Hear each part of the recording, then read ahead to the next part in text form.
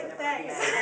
It really eases the nerves. Is it invited people? Because I don't have. No, Okay. it's fine. I don't have enough handouts for everybody, Okay. but it's fine. The whole more the merrier thing. Alright, get yourself in there. Come on, come on, come on. Northern Lion, right? Yeah, it's in there. I'll know your computer well enough to get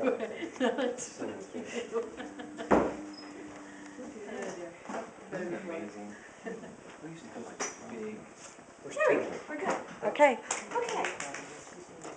Okay, as you can see, my topic is on online classes, discussing the benefits and the drawbacks.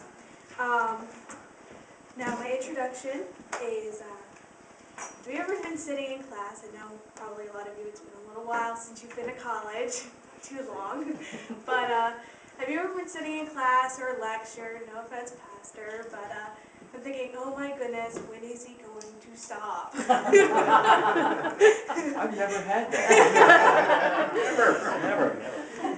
Well, I know as far as my attention span goes, I'm not very good as far as lecture goes. So I like to do online classes.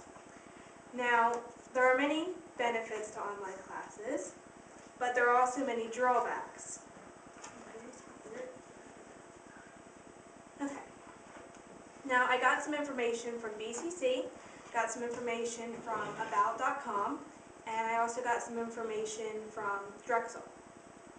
Rutgers, sorry. Now, BCC offers Blackboard Learning Center, where you go online and you go to Blackboard, and it has its own little setup and unique society, I guess you could say. The good thing about online is it's very flexible. You can pretty much do your own thing and go on when you need to. I know. And of course I have critics. Okay. Now first of all, we're going to discuss the drawbacks. Of course, with online classes, they want to make There's nothing on there but the Northern Lights. That's what I'm trying to tell you, dear. Is it North Dakota? Okay, well here. The professor said I could do this if the PowerPoint wasn't working. There are many drawbacks. There is more work involved, more discussions are needed. It's not just going on there and talking to the people, which means there's more participation needed. The quizzes are a lot more. There's more than 1 or 2 quizzes per the class, and the tests are usually much longer. The startup rate is more expensive. As far as BCC goes, it's $25 more to do an online class than to go in class. As far as Rutgers goes, you can't get your full degree online. So not all colleges offer complete online degrees. Not all classes are available online, only a certain number of classes are available, and those are usually dependent on the popularity of the class. The flexibility is you can do it when you need to. You can do it when you're checking your when you're checking your email, or you can do it when it works in with your work schedule. You only need to go on for 15 minutes to see what you need to do and do it on your own time. The discussions are usually short and easy, and you get a lot of feedback from your colleagues. There's easier grading. There are a lot of quizzes and discussions, but as far as my history has gone, it is much easier to get the grade you need. If you miss a quiz or a discussion, it's not going to make or break your grade. You can work ahead as much as you need, and the teacher is more willing to give extra credit online than they are to give in the classroom. It also teaches self-responsibility and time management, which I found very helpful. Comfortability. You can work at home and work in your own comfort setting. You can do your work in your PJs, which is my favorite part of it. Different people work with different comfort zones. So, a different person will have a different comfort zone that works best for them and they can study best in. It is cheaper in the long run. There are small ways to save money with online classes. For one, you save on gas. You also save on mileage for your car, which is in long term cheaper. You save on bus fares if you take the bus. And of course, saving on gas helps the environment. You have more time to work if you need to, so you can earn more money for your classes. And there are different prices for each classes, so you can find which one is cheapest and best suited for you. I have about.com, which offers a distance learning cost comparison, which I will be handing out afterwards. This is really helpful in deciding which college would be best suited to your needs, what classes are available, and it also factors in school supplies, office home setup, and any other miscellaneous things like childcare, which it would be if you were going to a class. Now, I've discussed the drawbacks, the flexibility, the easy grading, the comfortability, the fact that it's cheaper, and I'd like to say that I love doing online classes. It's so much easier for me and it fits into my schedule perfectly. There are some that can't function as well online as they do in the classroom setting, but I love online classes. I definitely think you should try them. The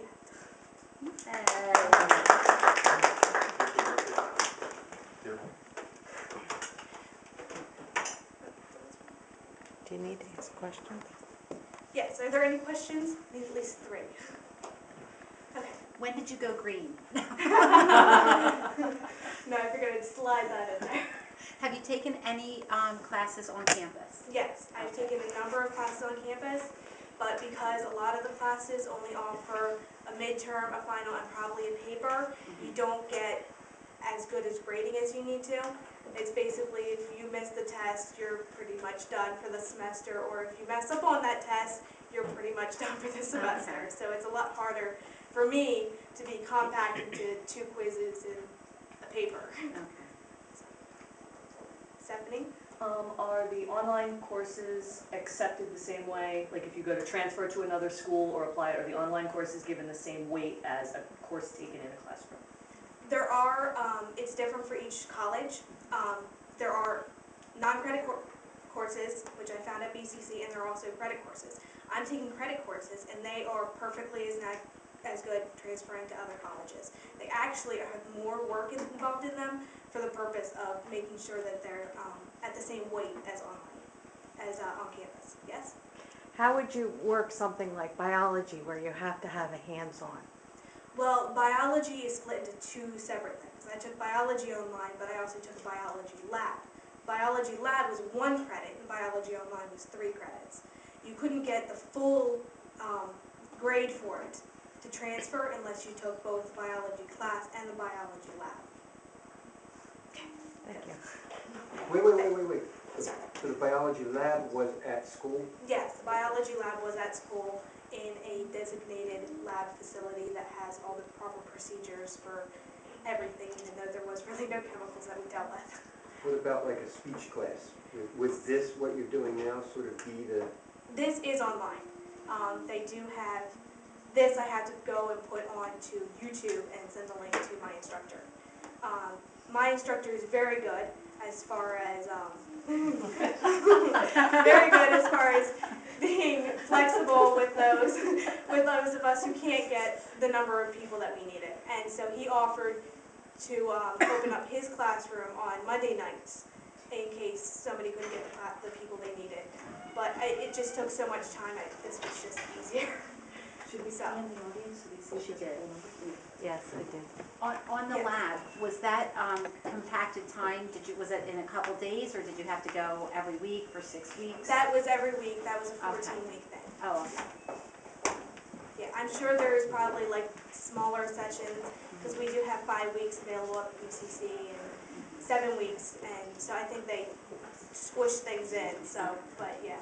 Does the internet courses last, like you said your lab was 14, but that was on campus. Do the internet courses last as long, like over a 6-week, 8-week period? Yeah, they last just as long as any of the college campus ones. I've taken 2 7-week ones, a 10-week one, and a full semester, which is 14 weeks. And I'm getting them cut off. Thank you very much for listening to me. It's interesting.